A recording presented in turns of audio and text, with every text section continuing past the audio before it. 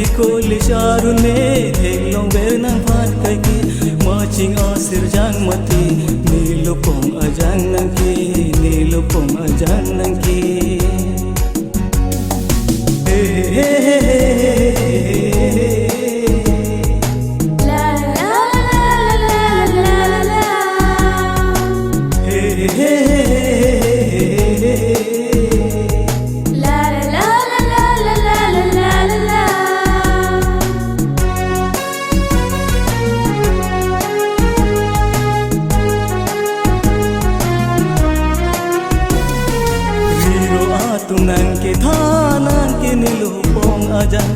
Charnam juche than singan kan honi duman wan kha kan honi duman wan kha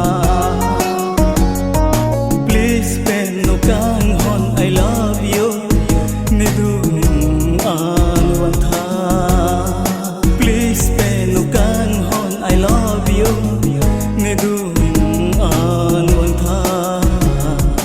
ni dum an wan kha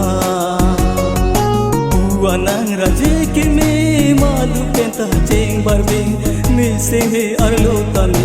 kai ke jugdong nang raje ni singhi arlo doe ni singhi arlo doe